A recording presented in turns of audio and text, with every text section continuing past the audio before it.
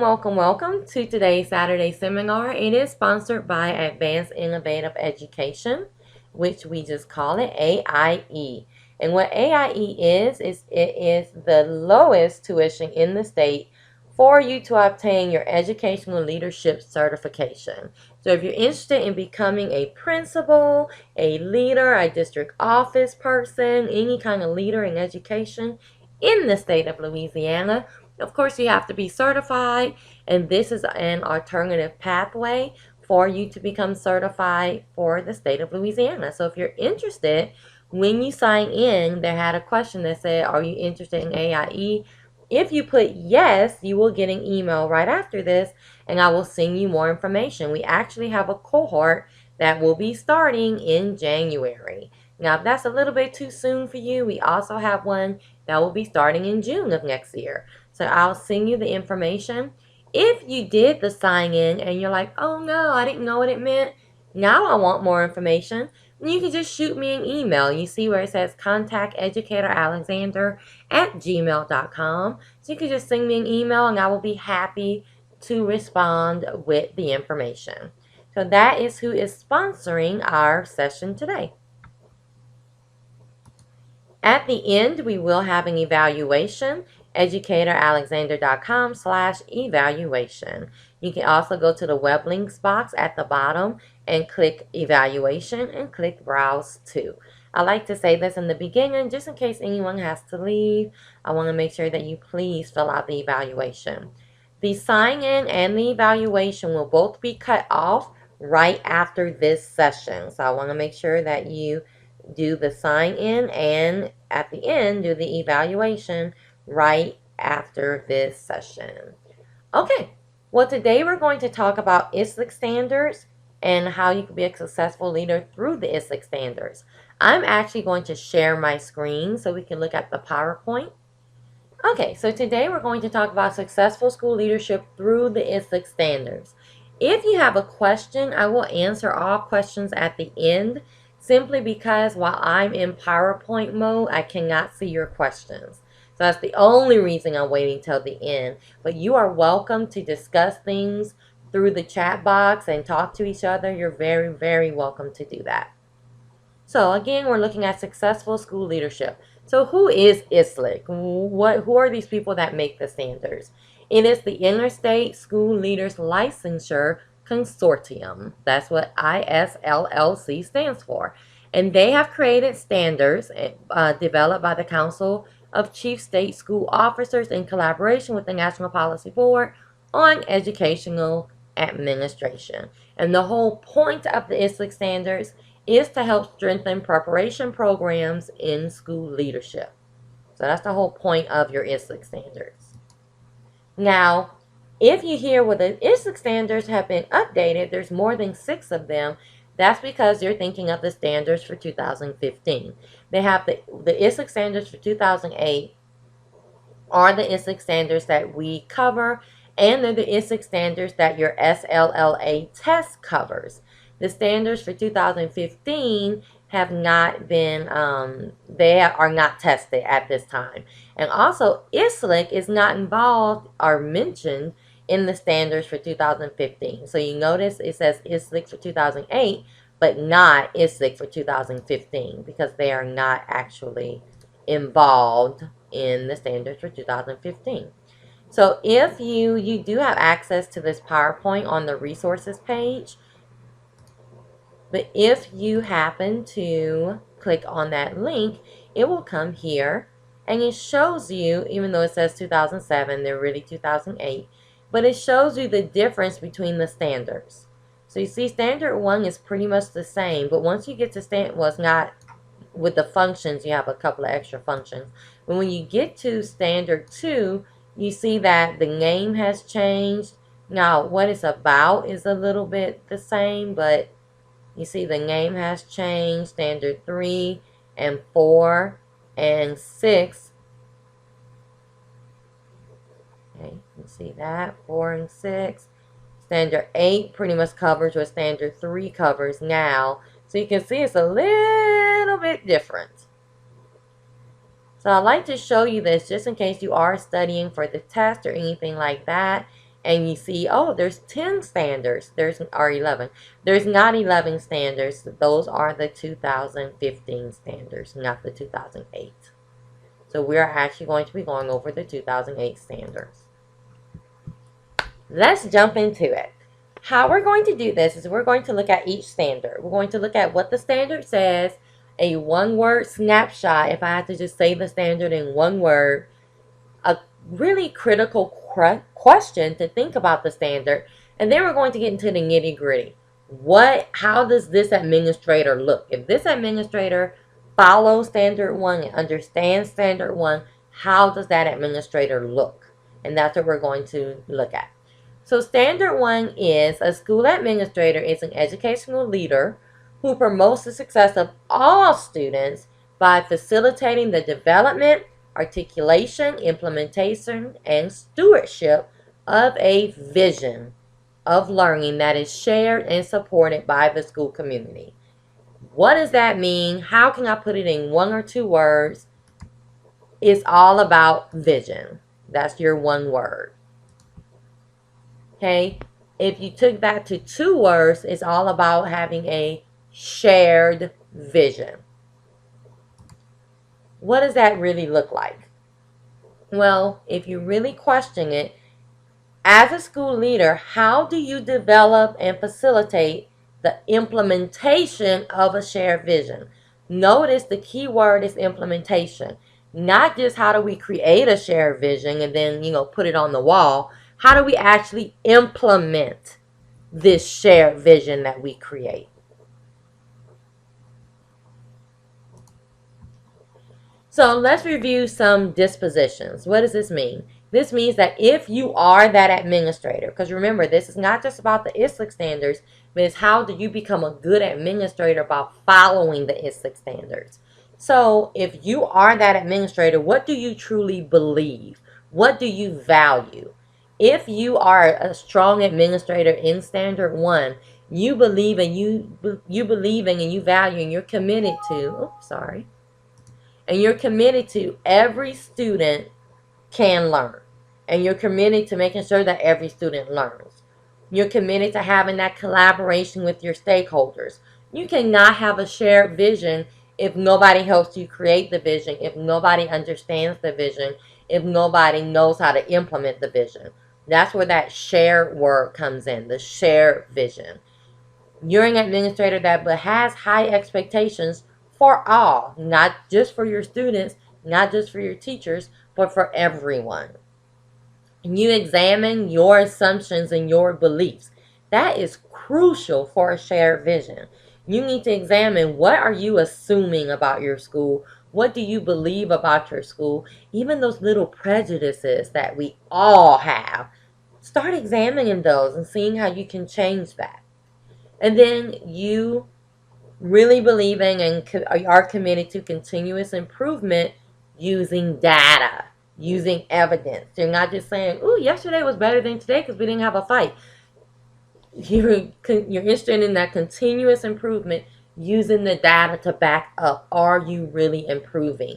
Is your shared vision really working?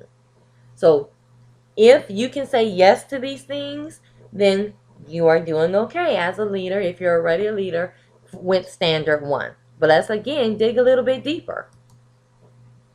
So what are some thoughts you need to have? What are some things you need to think about before you put things into action? Before you actually say, let's sit down at the table and let's do our shared vision.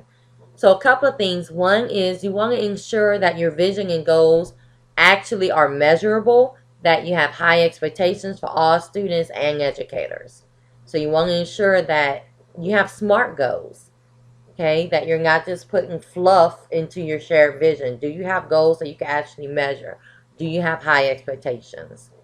Another thing you want to think about is you want to make sure that the process of creating and implementing and sustaining your vision, mission, and goals is inclusive. You want to make sure that all your stakeholders can be involved if they want to be involved.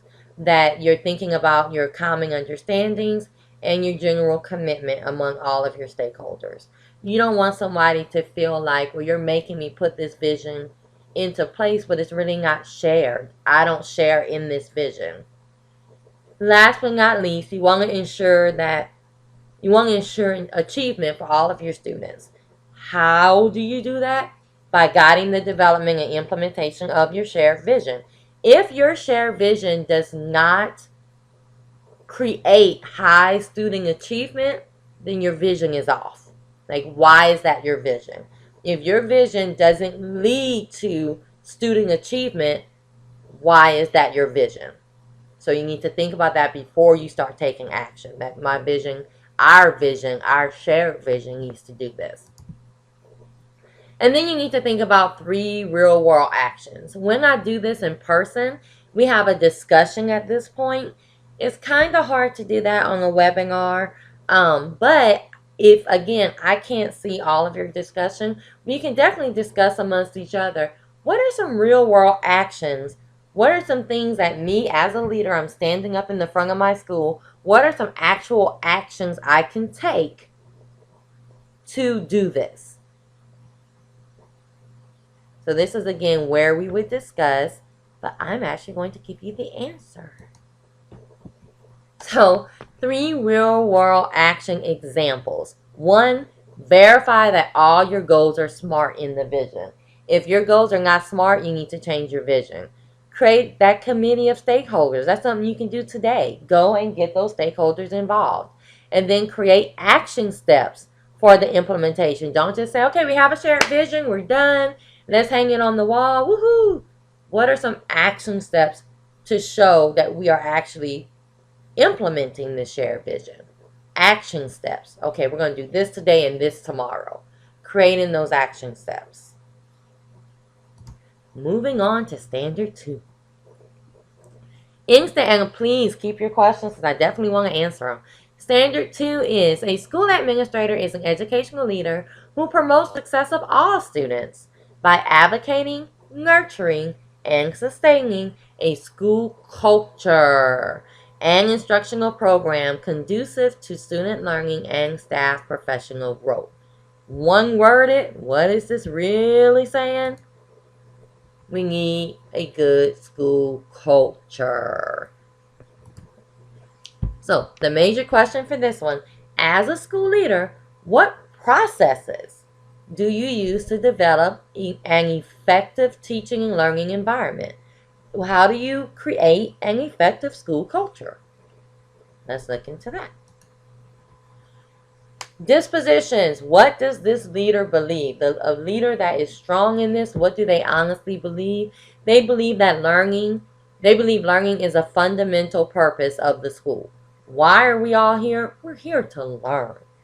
Whether that be academic learning, whether that be cultural learning, whether that be, we're just here to learn. Learn. And they believe that diversity is an asset. They don't look at diversity as something like, oh no, how do I include this person? They look at diversity as an asset. It's like, awesome. We have multi-races. We have multi-genders. We have multi-sexual orientations. This is awesome. We can all learn from each other. They look at continuous professional growth and development. They're not the principal that's going to shut down people going to conferences. They're not the person that's going to shut down professional development. They're that person that wants everybody to continuously grow. They promote lifelong learning. They're continuously learning. They want their staff to continuously learn. They're not the principal that's going to say, well, if they keep learning, then they're probably going to leave our school. No.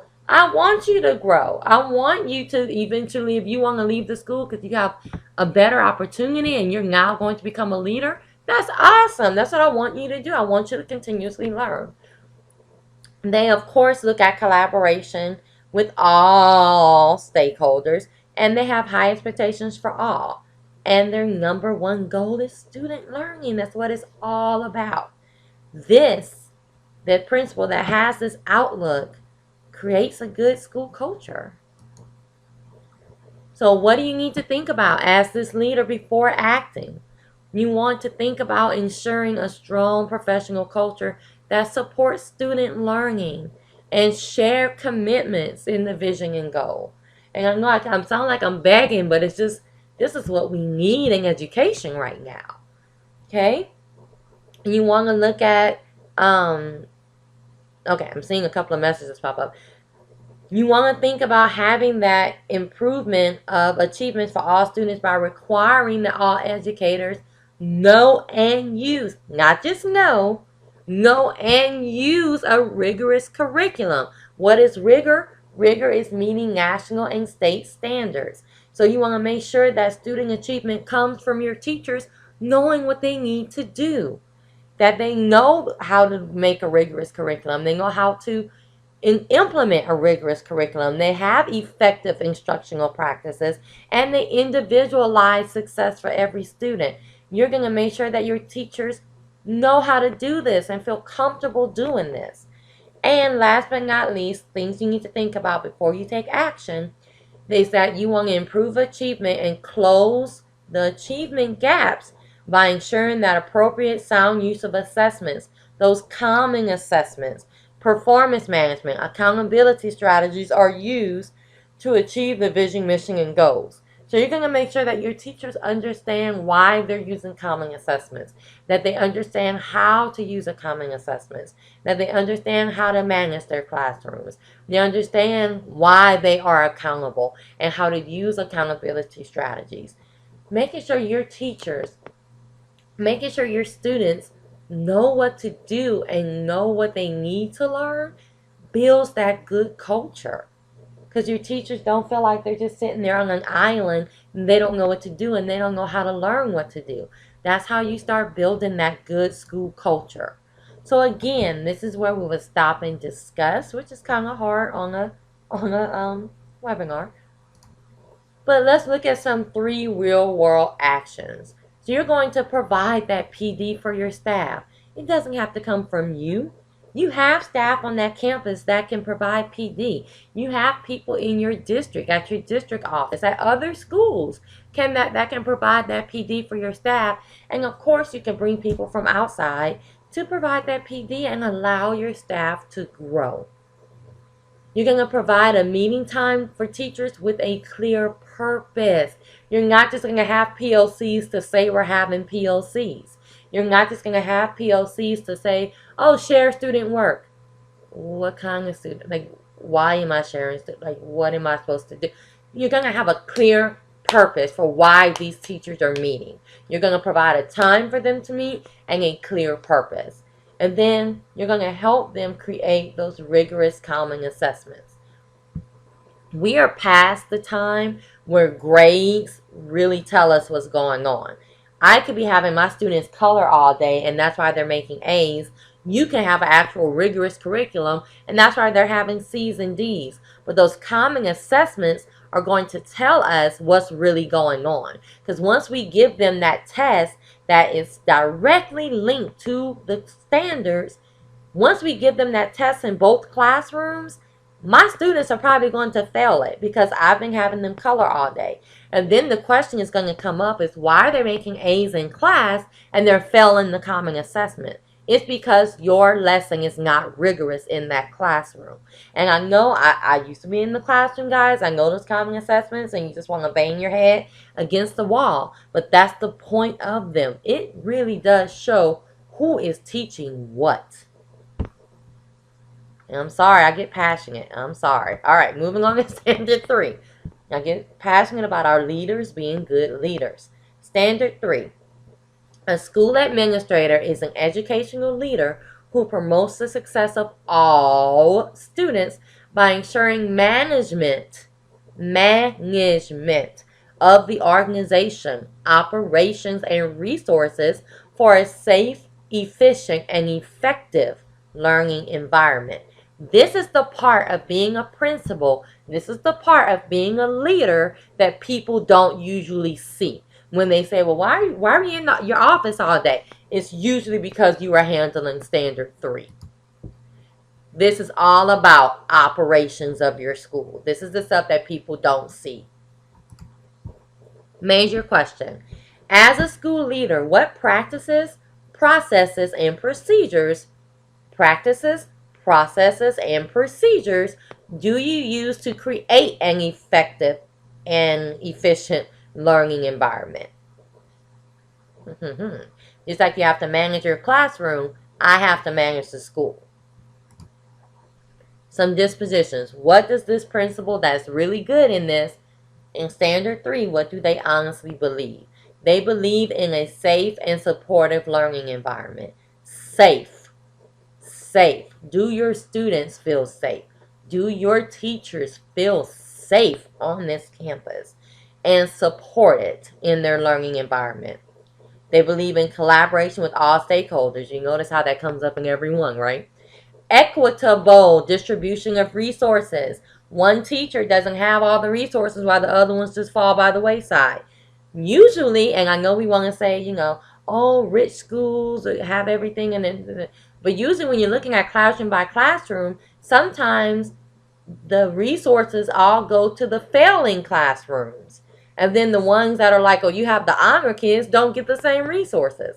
So equitable distribution of resources. Operating efficiently and effectively.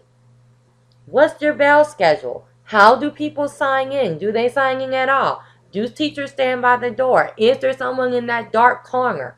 Operating efficiently and effectively.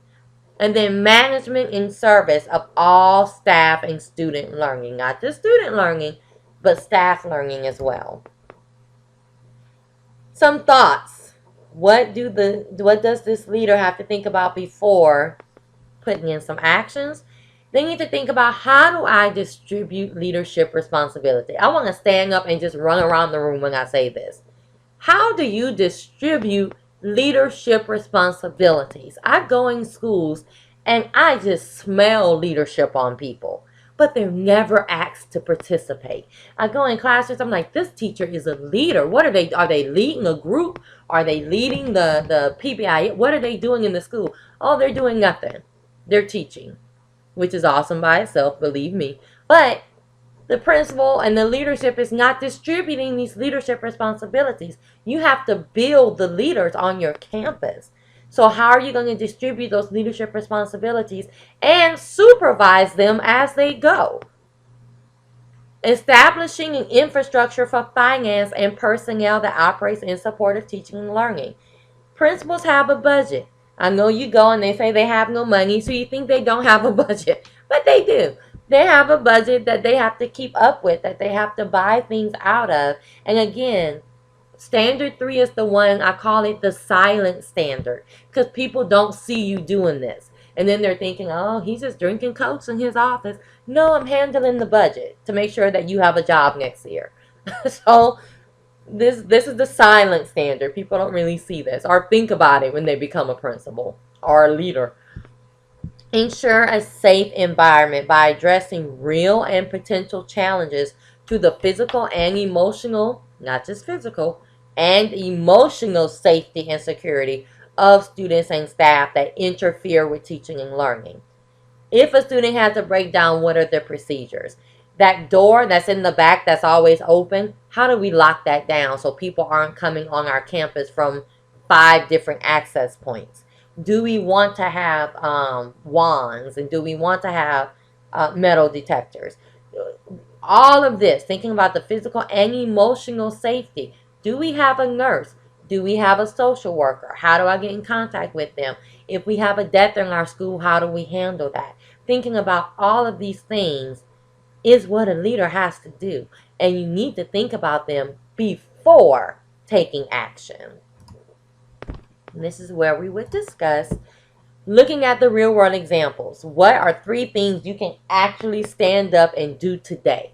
You can distribute leadership assignments. Find those people on your campus. If you're kind of questioning, well, I don't know if Sarah can really, then give Sarah something small to do and see how she handles it. But you need to start building the leaders on your campus.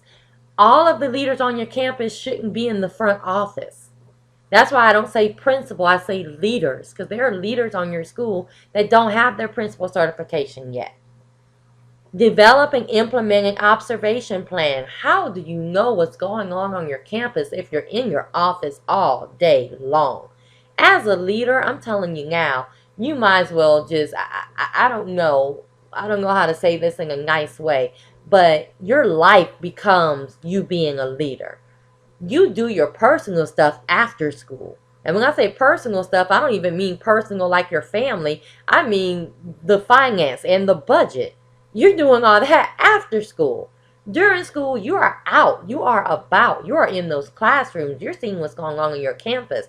You're not going to know that that door in the back is open to that parent unless you see that parent coming through it one day. And you're like, wait. What's happening? Okay? So develop a plan of how do you get out there.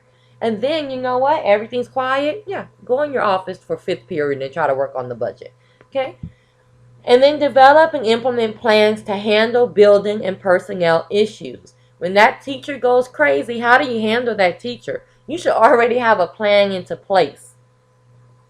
Okay? To handle building and personnel issues. Something one day is going to break down on your campus. How do you handle that? Who do you call? How long is it going to take to fix? You may have to move students around. How do you handle that? These are things that you need to take. You can take action on doing these things right now. Building those plans. Standard 4. A school administrator is an educational leader who promotes the success of all students by collaborating with families and community members, responding to diverse community interests and needs, and mobilizing community resources. What's the one word we can take from this?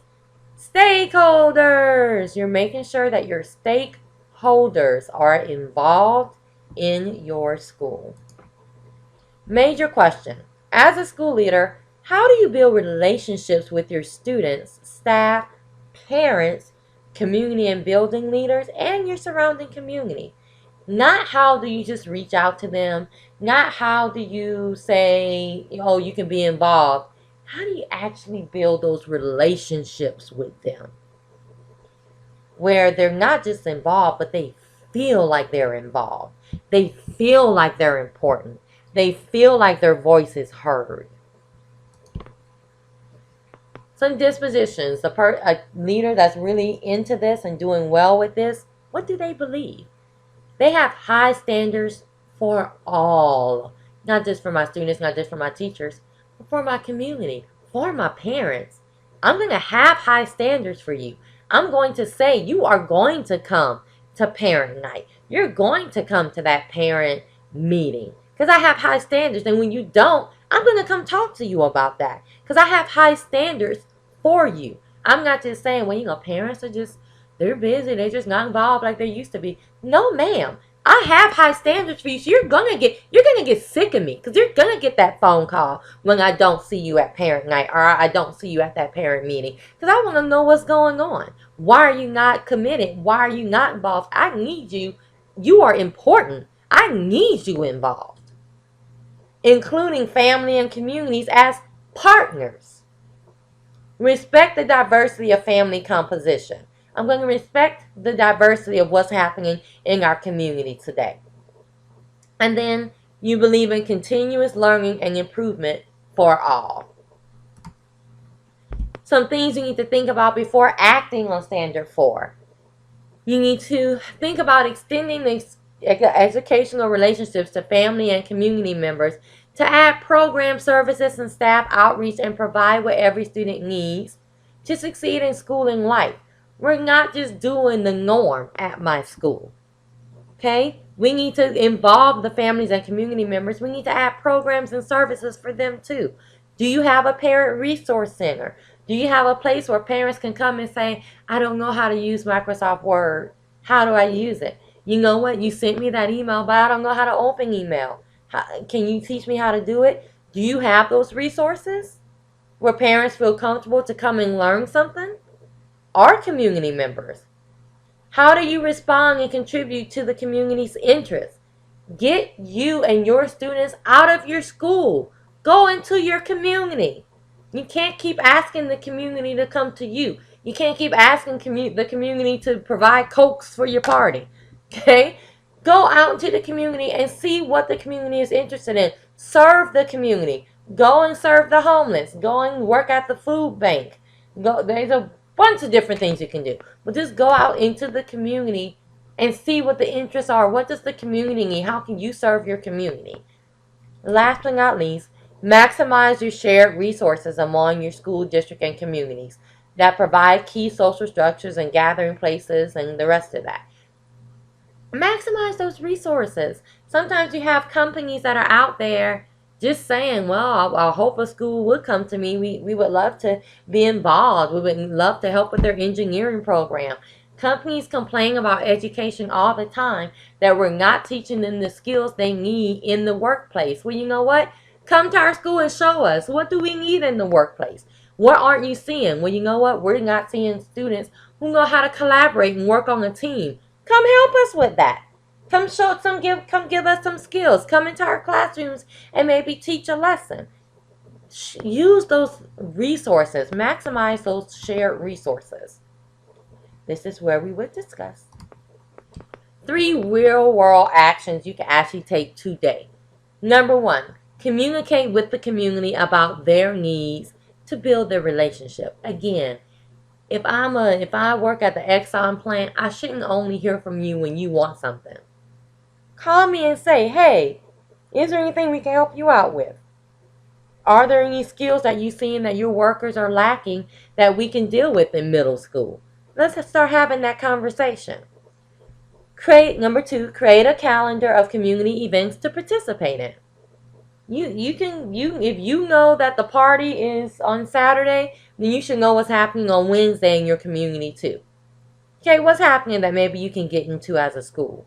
And then create a list of resources. Number 3, create a list of resources available to your stakeholders. What are you giving to your stakeholders? If you sitting there and you're saying, well, yeah, we have a parent resource center, but nobody ever comes. Or we have classes, but nobody ever comes. Do they know about it? Do they know that you have it? Do you have a website? Do you have a newsletter? Do you have an all-call system? Just like you all call to tell them that report cards are coming out, all call and tell them, hey, we just want to tell you that we have this resource. You may want to come use it. Start building those relationships. Standard 5. A school administrator is an educational leader who promotes the success of all students by acting with integrity, fairness, and in an ethical manner. Let's one-word it. This is all about ethics. You have to act what you want to see. You have to act what you want to see. So you cannot act in an unethical manner and then expect your teachers and students to act ethically. Is that a word? Ethically. Or act with ethics. Let me say that because I don't know if ethically is a word. Major question. As a school leader, what processes do you use to encourage individuals in organizations to act? Not just, oh yeah, I know that this is wrong, but I'm still going to do something anyway. To act in an ethical manner and practice principles of fair process. What do you do to encourage this in your school? If your principal or leader is good in this standard, you're going to have these values. You're going to believe that a common good over personal interest. You know what? I'm going to have to sometimes put my personal interest aside and act for the common good. Okay, I may believe in this, I may believe in that, but what's the common good for your school? Taking responsibilities for your actions. If you do something wrong, say I did something wrong. I'm not perfect. I did it wrong. Now let's solve it. Let's get it together. Having ethical, is that spelled right? Yeah.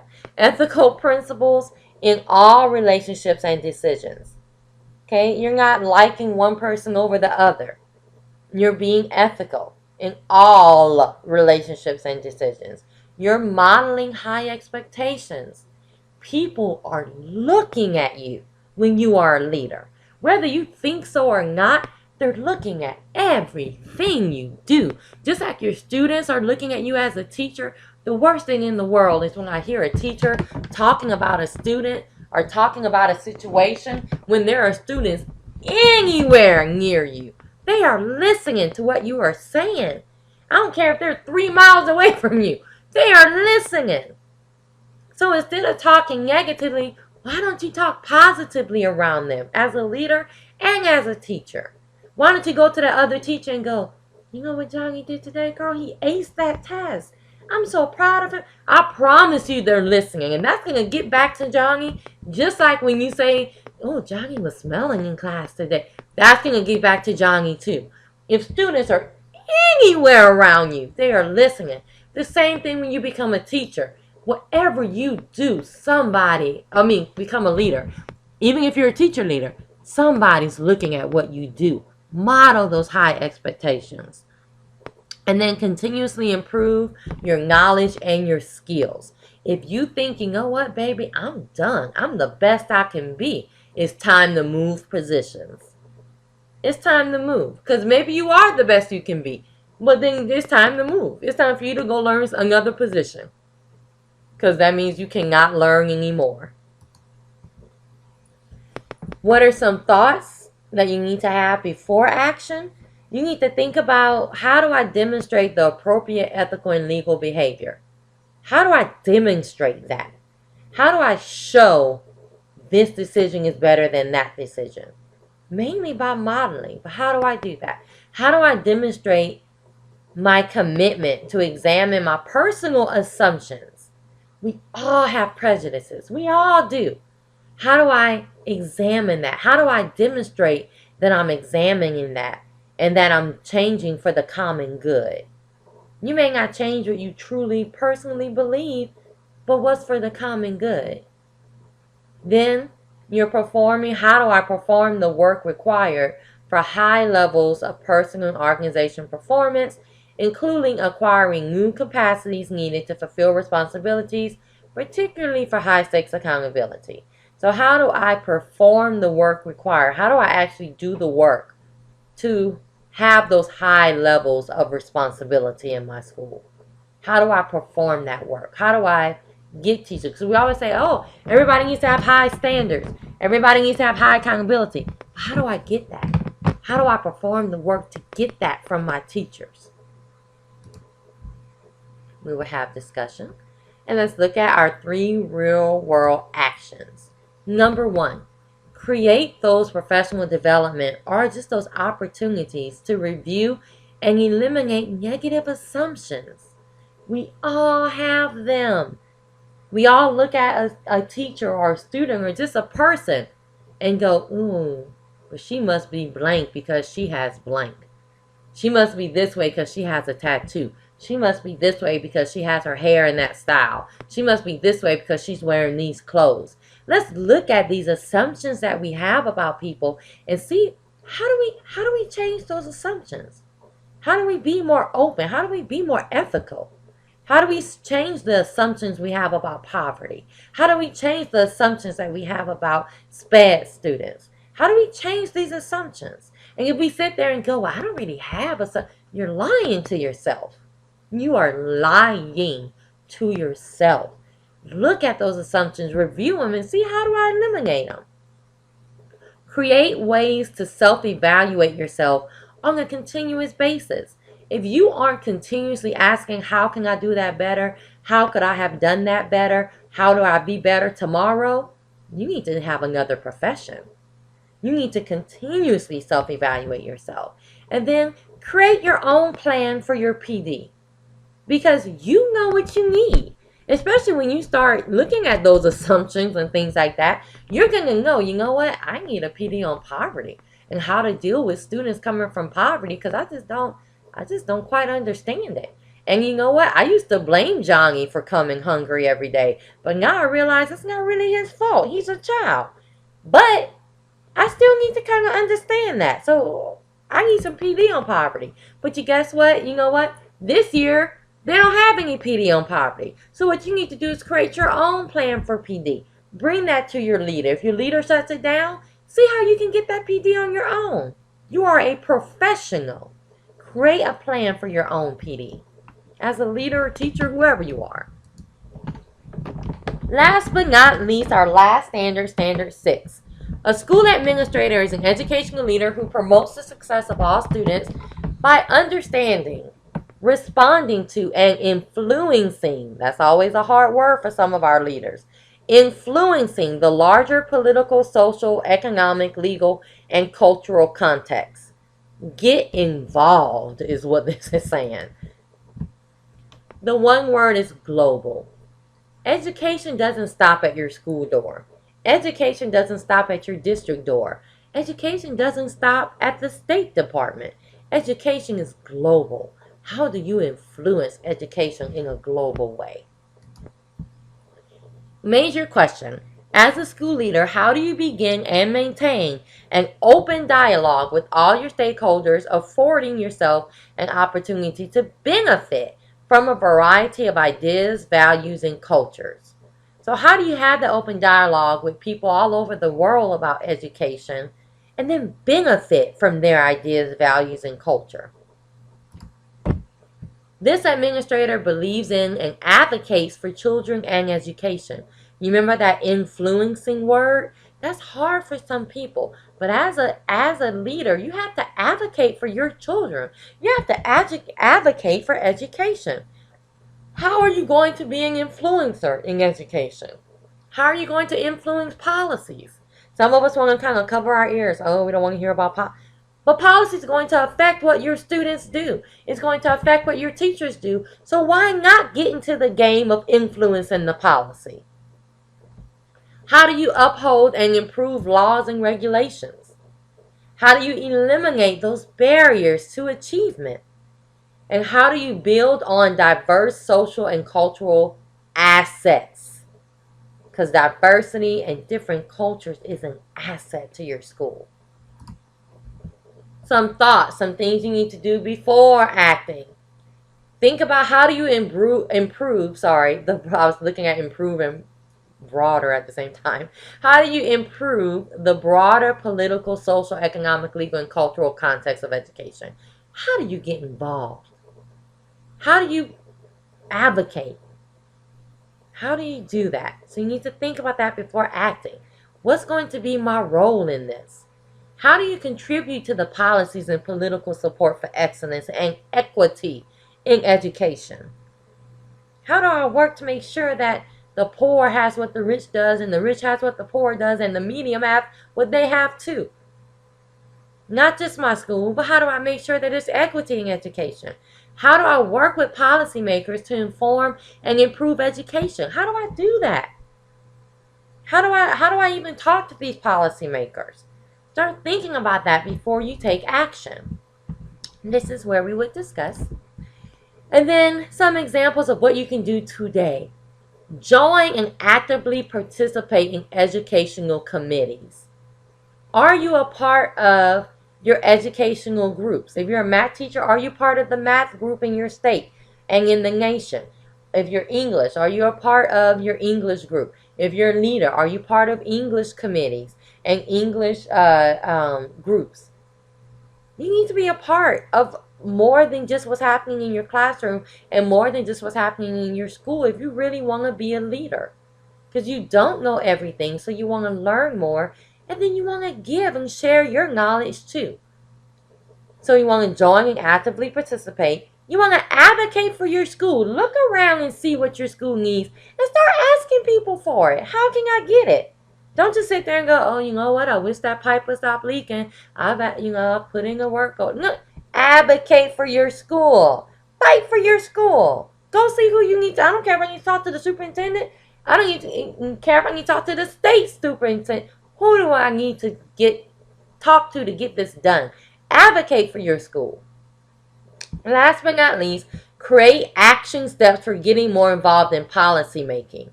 Who is making these policies? Who's saying what the curriculum is going to be? Who's saying that we need to be in school this many days? Who's making these policies, and how do I get involved in this? Make an action plan for that. So get some action steps. Okay, well, I'm going to email these people, and I'm going to call them. Get some action steps. Or how do you get more involved in policy making? These are some of the resources that I used to create this PowerPoint. And again, you do have access to this PowerPoint on my website, and the link is going to be in the email. So, thank you. These are my ways you can communicate with me. It's my email address, and my website. So I'm going to actually stop sharing my screen to take some questions. Okay, so please type any questions that you may have about what we just went over. I see a couple of people are typing, which is awesome.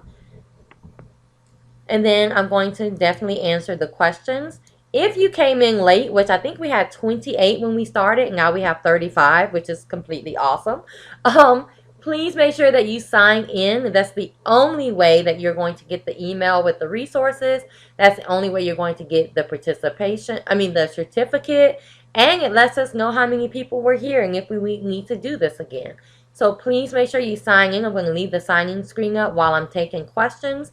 And then I'm going to put the evaluation screen. The evaluation is really important because I need to know, is this a good topic? Did I do a good job? Do you want to learn about anything else? We really take that to heart and we want to learn about it. Okay, so I have a question. Can you give a few more examples for what we could do in our school for Standard 6? And Standard 6 is that global, dealing with dealing with the global community. So yes, when you're thinking about that, you're thinking about anything. How can you get involved in education beyond your school walls? So that's working with the district. How can you get more involved in your district? How can you get more involved making policies for your district? Do you know if you're a leader, of course, do you know who your director is? Have you met with your director? Go to your director and say, hey, I want you to come to my school and see what's going on and give us some input because we want to start getting involved. We want to start taking a step up with our educational program. Have them come in and see what's going on. Then you can advocate and you can build that relationship with them. So first I would say building the relationship with your district and then going outside of that. And you know, when you get those newsletters from the state and you just kind of put them in a folder or you just delete them, reading that and seeing what's going on in my state. How can I get more involved? When they have those committees and when they have those what do you call that? Those leadership fellowships, start joining that kind of stuff. Get into a fellowship. Start learning who's at the State Department that's making those decisions. And then start learning how they're making the decisions. How can I give my input on these decisions? Those kind of things. So that's kind of where I would get started. I hope I'm answering your question with Standard 6. Derek asks, are you aware? And I'm going to switch from the signing screen to the evaluation screen now, so you can start filling out the evaluation. So sign in. And again, if you go to web links to at the bottom, you can just click sign in and click evaluation, click browse to, and it'll bring you right there. Derek says, are you aware of any resources I can look at that can provide guidance or ideas for how to reach out and develop community relationships? Working with the stakeholders outside the school building seems to be critical to all this. It's definitely critical, Derek. There are resources online about like how to build those community resources, but the biggest thing, in my opinion, to do is to see who are your community resources, because it's going to be different for every community. So who are the major companies in your community? Who are those companies? A lot of people skip this. Who are those companies that are hiring your students if you have high school or maybe even middle school? Who are those companies that are hiring your students? And even if you are elementary and middle school, who are the companies that's hiring the high school students? Because guess what? Your students will be high school one day. Get those companies involved. Who are your community leaders? Who are the people that are actually fighting for education in your community? Okay? So getting those people involved and meeting those people face to face, maybe having a dinner or something to get those people to come in and start building those relationships with those community leaders. And then they become stakeholders in your school. You know, when they think about helping, they're going to think about your school. That's somebody that they can help. When you think about getting involved in your community, you're going to have those people. It won't be awkward anymore. You're building those relationships.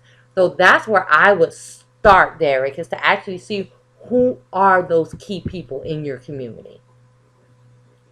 And Derek and Christian, yeah, y'all, let me know if I'm answering your question. If you have a follow-up question, please let me know. Cheryl says, oh, she's given the idea. Join the neighborhood associations.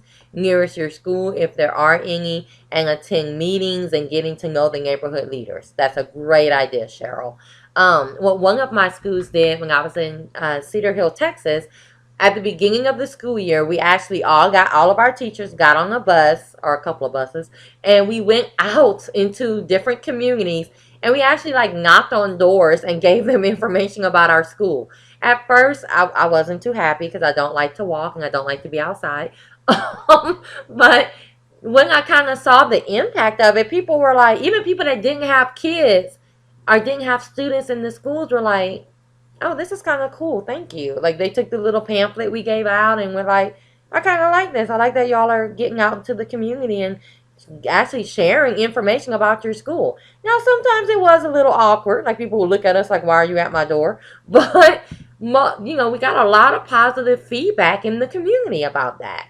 So just little things like that can help you get out into the community and see what's going on. But it also lets them see, oh, you're there and you care. That's awesome. Any other questions? I see we had a comment earlier. It's also important to make it clear in the hiring process the expectations for professional growth and collaboration. I completely agree. And that is it for our webinar today. I hope you learned something from it. Please make sure you sign in. Please make sure you do the evaluation. And at 10:05, this room will close. The sign-in will come down and the evaluation will come down. So please make sure I'll leave the room open so you can get the links. Please make sure to sign in with your correct email address so you can get the email. And please make sure you do the evaluation. You're very welcome. And that is it. So thank you so much. When you're done signing in and you're done with the evaluation, please click the red X to leave the room. Everything will shut down at 10:05. You're very welcome, guys. Thank you. And you have a great Saturday as well. Okay, y'all have a great day, and thank you so much for coming.